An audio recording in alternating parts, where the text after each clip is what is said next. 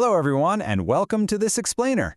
Today we're tackling a universal, and let's be honest, often overwhelming challenge that pretty much every single one of us faces at some point: choosing a career path.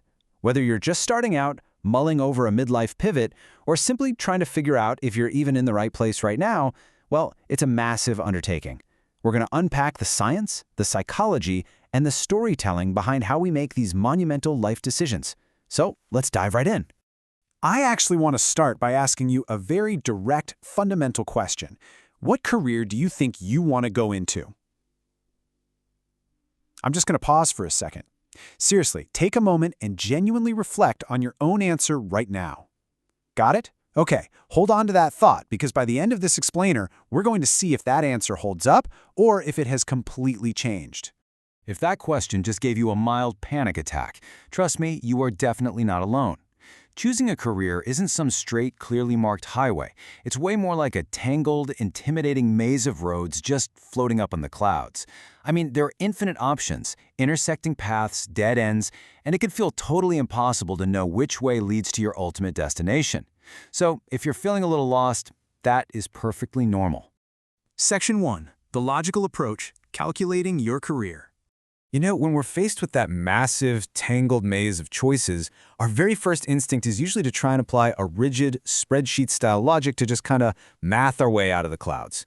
A really classic example of this is the sequential elimination model. The basic idea here is to use a systematic search to whittle down a huge list of possibilities into a small, manageable subset.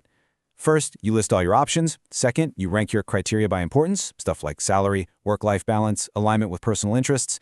Third, you set acceptable ranges for those criteria, and finally, you just eliminate sequentially. So for example, if your absolutely most important criterion is that a job has to align with your personal interest in the auto industry, well, you'd logically eliminate a financial analyst role right off the bat while keeping something like an operations manager role on the table. It's highly systematic, it saves mental energy, and hey, it makes perfect sense on paper. And this rational calculation, it actually extends right down to our motivation. Enter Victor Vroom's expectancy theory. Vroom argued that we calculate our motivational force by multiplying three distinct things: expectancy, instrumentality, and valence. Expectancy is simply your belief that your efforts will actually lead to the required performance. Instrumentality is the belief that performing well will actually get you the outcome you want. And valence, that's how much you genuinely value that specific outcome. It's literal multiplication. If any single one of those factors is zero, the whole equation fails, and your motivation literally drops to zero. It is incredibly, almost ruthlessly logical. Section 2. The human element: why logic fails us. But here is the major revelation. As comforting as those logical spreadsheets and mathematical equations are, they have one fatal flaw. They assume we're robots. The really crucial point here is that rational models completely ignore context, meaning, and emotion. They assume decision-making is this perfectly isolated, linear thing. But research into voluntary career changes reveals a totally different, much messier reality. Enter the action-affect-cognition framework. This model recognizes that career changes are often driven by emotions and positive passions, not just cold, hard math. Sometimes, our actions are completely planless. We make a choice based on how we feel in the moment, and then we construct the rationality later. We literally tell ourselves we made the right decision just to regulate our own fear. Or we look for forced similarities between our old and new jobs just to make sense of the whole shebang.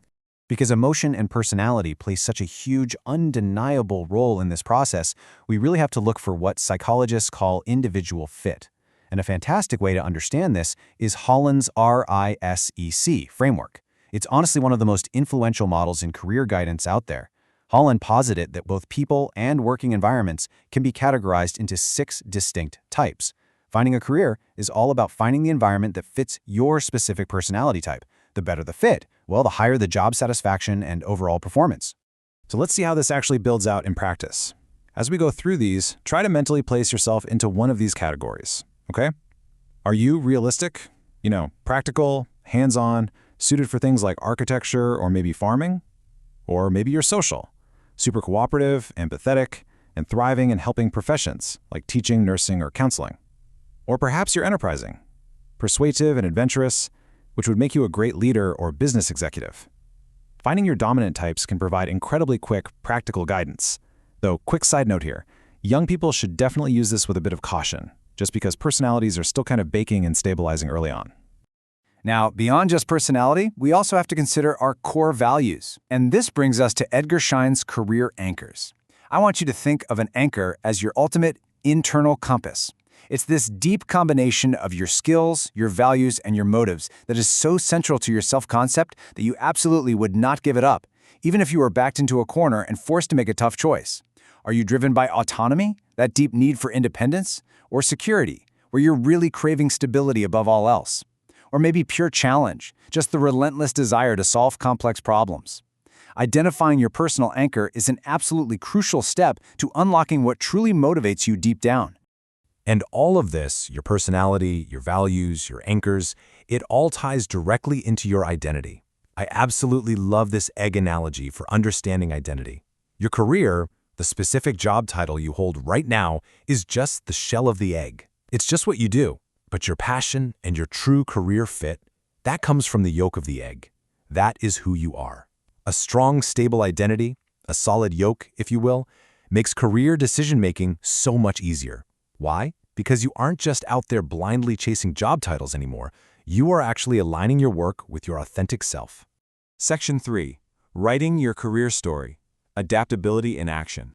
So, if your career is fundamentally about who you are, then choosing a career isn't just some one-time, highly logical choice you make in your 20s and then never think about again.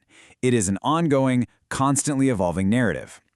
This concept is known as career construction theory. It argues that we don't just magically discover a career waiting for us, we actively build it over time. We start out merely as actors, basically just beginning to construct our sense of self based on the environment around us.